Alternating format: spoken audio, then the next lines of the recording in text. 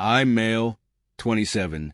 Found out my wife, 25, female, has been cheating on me online with a young guy, 18, male. And I also just heard he's had conversations with our kids as well on voice call, doing impersonations of Sebastian the Crab from The Little Mermaid, and gave my daughter a nickname. She first started talking to this guy last year when he was 17 and my wife 24. She became withdrawn, would let a lot of things slide, lose interest in her hobbies, the household, the kids, her friends, me. She admitted to me in tears that she had started chatting a guy from Uncle one night. When bored, they had exchanged contact details. She made a Snapchat just for him, and so did he. They began chatting there regularly. This guy is handsome, he's young, he's an athlete, and he's fit as can be. He's fine, he's awesome. He mesmerizes her, makes her laugh all the time. She finds herself falling for him, and she admits her mistake to me. I am so sad and upset, but I forgive her. She promises to block him, remove her app. Things are cool for a while, but months later, I find out she still has Snapchat. She says it's for her other friends. I push the issue. Turns out she still talks to the guy. I am not okay with this. She says they are just friends. I tell her to block his butt. She says she does. Around December last year, I discovered she never did block him, still talks to him. I am so ducking mad. I break into her phone one day, see her Snapchat open and a message from him. I love you, it says. Scroll up more and see a picture of my own wife's breast staring me in the face. She sent him her tits for his birthday. Once more, she blocks the guy. I think things are fine, but I am starting to lose my feelings for my wife. One time, around Christmas, my oldest daughter tells me excitedly that she had a phone call with Sebastian the Crab, like the buddy of Ariel the Little Mermaid from the Disney movie. I shrug it off. I mean, 4-year-olds may crap up all the time, right? And she has a very rich imagination. She constantly insists she's a real fairy or princess, and claims to have magic powers and whatever. I find out just yesterday that my wife never stopped talking to the guy until this past February, when he suddenly ghosted her out of nowhere, which makes sense because she was very sad and depressed at the time. She then deleted all her apps and accounts in anger, and now has no way of contacting the guy or being contacted by him. Not sure if I even believe that anymore, but sure she was sharing all she did to me like she wanted it off her chest. I just let her talk, and she admits to it all. Says she really fell in love with him. Mentions how she read a lot on Quora about polyamory. Quora is her ducking Bible, and that she feels like she can love multiple people at once. That her love for me is not diminished by loving another guy I call crap. Then she admits she even had voice calls with the guys at night. When I am away, I often work night shift. At times. Our oldest daughter would wake up, and he'd talk to her too. He sang her to sleep a few times, and he pretended to be Sebastian the Crab, which is what my daughter tried to tell me. She tried to tell on her mama, I think, but I shrugged it off. I am so insanely angry she would allow herself as a grown woman to fall for some boy on the other side of the globe. I am feeling betrayed by the fact that she showed her body to him. What makes me the most mad, however, is that he talked to my ducking daughter. He even saw her picture and a video. He called her Little Dua like the singer Dua Lipa because he thinks she looks like a toddler version of that singer. The whole thing is so creepy. The fact that he was just 17 when my wife and him met online is creepy to me. The fact that she allowed him to talk to our firstborn daughter, it's all messed up. I fear she may have wanted to run off with the guy. She's talked a lot about the place he lives, California, and I am just weirded out by that. 2, I know what to do. I am heartbroken. My wife and I have a daughter for another daughter too, and she is currently pregnant as well. She blames some of her behavior on pregnancy hormones, which is nonsense. She also tried to subtly push polyamory on me as well. I am so done with her. But I also love our daughters and do not want them to grow up in a broken home. She's gone back to normal in some sense. She does her hobbies. She cares for the kids and runs the household as before. She is sweet to me at times. We make love often, but most of the time. As much as it pains me to say, I feel nothing. I am 27 years old. I felt last year that I had it all. I felt on top of the world. Now I feel like I already lost it too long. Didn't read my wife has had an intense online affair for months. And the guy even talked to my daughter and gave her nicknames and did impressions for her. And now I am weirded out. OP, your wife lied to your face on 4 separate occasions about ceasing contact with this guy, shared explicit photos, and allowed him to speak to your daughter. Only after he ghosted did she delete everything and express she still loves you. Obviously, any semblance of trust between the two of you is gone. What happens if she gets bored and starts chatting with a different guy? The fact that it appears she feels she has done nothing wrong, or only slightly wrong, because she still loves you lots and lots is alarming. Do you think you will trust her again? If not, protect you and your daughter and start anew. Do you think you will trust her again? If not, protect you and your daughter and start anew. I don't believe I will ever be able to fully trust her again. She's hurt me too much with what she did. The awful thing is that I still love her in so many ways. I still love her mind. I still love her sense of humor, her passion, and her drive. I think she's an amazing mother, or well, I used to think so. Right now I am not sure. I just don't know. But I don't think I can trust her anymore. And if I had the means and it was as easy as snapping my fingers, I'd have her leave by tomorrow. Thing is, I can't. My parents have busy careers. My siblings are busy too.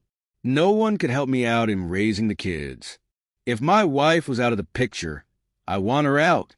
But then, what you are obviously in an extremely difficult situation, and there is no easy solution. Getting divorced doesn't mean they won't have a mom. You would still be parenting together. She would still have the responsibility of providing care for her children. If she refused, you could create a compelling case through a court order. I would have to imagine your parents, the grandparents of soon-to-be 3 beautiful girls, would be willing to offer as much help as they could, even if it's watching them for a few hours on the weekends. I don't know your family, but if they'd turn their back on you when you need them the most, that would be super shitty. I'd recommend going to a lawyer for a consultation. Most consultations tend to be free or a low amount of money, as they want to earn your business. You may also have divorce support groups in your area that you could utilize as a resource. I grew up with an incredibly dysfunctional home environment. When my parents finally divorced after 15 years together, it was the best that could have happened for my siblings, and good luck to you. And just remember that you deserve a much better life partner than you currently have. She does not spark joy. Throw the whole woman away. This gives me the idea to start a parody account commenting this exact thing in really inappropriate situations. This sparks joy. She's an idiot. If she thinks that little 18-year-old is going to be a good companion, he will get bored of her quickly, lawyer up, and get her out of your house. You cannot in any way trust her now.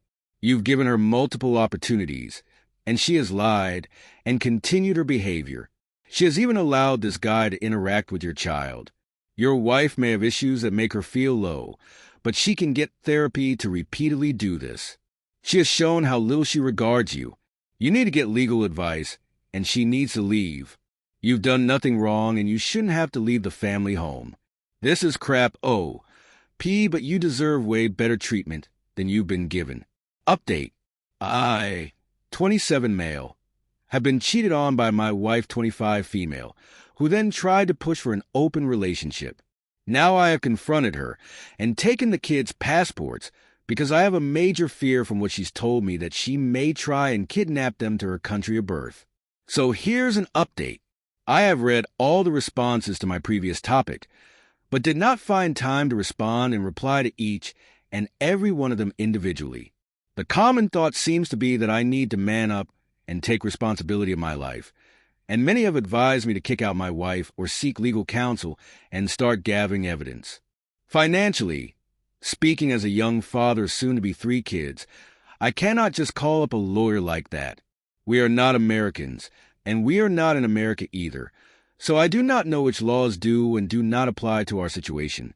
The guy she had her emotional affair with, however, is in the States, but they lost contact, and my wife claims she does not know his last name or exact location, only his first name. Some have suggested she was the one being catfished, but she says no, because she actually had video calls with a guy and he looked like the images he had previously sent her. My wife admitted a lot of things to me in our talk. For example, she's a singer-songwriter, or rather she tries to be one. She has written a lot of songs, passionate, romantic, and sweet, loving songs over the last half year. I was touched by them before thought they were about me. Turns out they weren't. Turns out they were about that guy. This devastated me. The whole affair, my wife said, inspired her. She told me about how hard-working the guy is, how he is going to a top university, how clever and bright he is, blah, blah, blah. She said, she considers me lazy, not ambitious enough, that I am good with the kids and all that, a decent provider, but that I am not really someone she sees as being capable of greatness. She likes the fact that I look good and our kids look good, and that I have a lot of focus on their well-being, but she needs a life partner, not just a babysitter. This infuriated me because when I take care of my ducking kids, I am not just a babysitter. I am their father, and I am caring for them because I love them and I am responsible for them. She admitted she often thinks of going back to her own country and living with her parents. My in-laws are quite well-to-do, and my mother-in-law has a lot of time on her hands to help out. My wife is not originally from the same country as me. My wife said she'd take the kids, follow her dreams in the city she studied in, which she thinks will give her a better chance at success. She also regrets having married me in the first place. She says that she wouldn't have married me if she knew at the time how lazy I was. For the record, I am not lazy. I work night shift 3 nights a week, also work during days several other days. On the evenings, I am home. I manage to cook at least twice a week. I do groceries, pick the kids up from school, make them sleep too regularly. I handle the kids on evenings. I am free to allow my wife to go to classes to develop herself. She is pregnant, and I massage her at times for up to 90 minutes, so her back and legs won't be too painful. I am a ducking hero to that woman, and she does not realize it. Instead, she compares me to, say, some other guy she's never even met in person, and somehow I don't quite measure up because I didn't go to a top school. I am not rich, I am less ambitious, and this makes me lazy and useless. So now I am looking at my options. I am 27 years old, I am in decent shape, and I am not a bad-looking guy. I am a good father, I am a good provider. I am a good son and a loyal friend. I've been a good husband too, but apparently I am not good enough. Well, guess what? Neither is she. She's far from sufficient. She's far from good enough. But I never say even 1% of the hateful and negative crap she tells me. Never. I've told her all this. I have told her how I feel. I told her that I do not feel respected, that I feel like crap, treated like crap, tossed aside like crap, that I will not continue to support her and her dreams if this is what she wants to do. I also told her that she is not going to take the kids anywhere, that if she wants to leave, she can leave, but she will do it by herself. She is not a citizen yet of my country, and I reminded her of the fact. Whereas our kids are, I have taken hold of our kids' passports and now hold them with me. As I write this, I am not letting go of them. If she wants to leave, she can, but it will just be her and the unborn baby leaving, and she won't bring any of mine stuff with her. That laptop she has been using to chat to the guy, it's now with me too. I bought her that ducking laptop. I am taking it back. I am taking back control of my life. I am still considering what further steps I will take, but whatever she has planned, I am not about to lay down and take it. Since telling me all this and her hearing my response, all of us as a family have attended a family event. My wife pretended to be fine. She has stopped saying negative things to me. She's not on her phone anymore. I distrust her. But even though I have told her where the door is, she has not left the house either. I think she is backing down a bit. By now too long didn't read my wife had an online affair, and I confronted her many times. She would not stop. Finally, after having posted here and having reached my limit, I confronted her again, and she said more hateful things to me and hinted she may take our 2 kids and go back to her home country. I took the kids' passports to prevent her from essentially kidnapping them against my consent. Can your kids have dual citizenship? Just be careful she doesn't start applying for passports international in the absence of a lawyer. Try Google or Reddit. Your situation sounds horrible. I couldn't live with her after what she said. The dual citizenship thing is tricky. It depends on the country, because in mine, women cannot pass on their citizenship to the children. I'm an American living in the Netherlands. When I have children, they do not automatically have American citizenship. I have to apply on their behalf for a social security number as well as a passport. I'm not sure if the other parent needs to give approval for the application, but I do know that it is illegal for the wife to take the children to the United States of America and establish residency there with them without the father's consent. Otherwise, that is considered kidnapping. Lucky for OP if she ever tried this. He would know exactly where to find her, since it seems she depends heavily on her own father and mother for assistance for the children. Hopefully for Op, his wife decided to give birth in whichever country they are currently in. Then the mother is also not entitled to take that child. Otherwise, it might get tricky if the baby is born on U.S. soil and the father isn't signing off on the birth certificate. Many countries around the world do not recognize United States custody rulings. If she's from one of them, then all she has to do is take the kids back home for one vacation and never come back. The only way to enforce custody in these cases is if the children remain on United States soil. Second story, my dad had an affair with his best friend's wife. So my dad had an affair with his best friend's wife. Let's call her Jane. She claimed she was pretty much in love with my father, and of course her husband didn't know. I found out because once I got a Facebook Messenger message from a fake account telling me that my father was banging his best friend's wife life. I actually didn't care. My parents are divorced since 2005. The problem was that someone unknown was sending my mother text messages telling her to leave my father alone and many offensive things. We let it slide for a while, but then those anonymous text messages became a daily thing. We confronted my dad and he confessed that he was sleeping with Jane, but he said she was not the one sending the messages. He said he was sure because Jane's husband was also getting those messages. My dad was practically blinded by her manipulations, and my mom and I had a really strong hunch that it was her. My dad got so mad after we suggested it that he stopped speaking to me and my mom for a while. I also got mad, but much more offended because he would not believe me. I mean, I had no reason to lie to him. Still, I let all that slide, but then I got another anonymous message offending me, telling me I was just like my mother and that's why my boyfriend had dumped me, and that we would be alone for the rest of our lives and things like that. Then I got really mad. I went to the cyber police, is a thing where I am from, and they tracked the source of the anonymous messages. It turns out that it was her, and she was also sending her husband messages because she was so desperate for the truth to come out so she could be with my father. Although I think that just confronting her husband would have been better, what she really wanted was to distance my father from me and my mom. She was messing with my family. So I decided to mess with hers and sent the proof to her husband and her sons that she was behind the anonymous messages and that she was in fact sleeping with my dad. I also owed my dad the proof and expose her on Facebook. She was a saleswoman, so it did affect her. Her sons and her husband were so mad at her. She had to move out of her house, and my dad broke up with her as well. She was left alone, but I feel like that's what she deserved karma. She can be a very mean lady, careful. She bites. Thanks for watching. Consider subscribing for more relationship videos. Keep loving. Discovering my wife's betrayal, especially with someone so young, was like the ground being ripped from beneath me.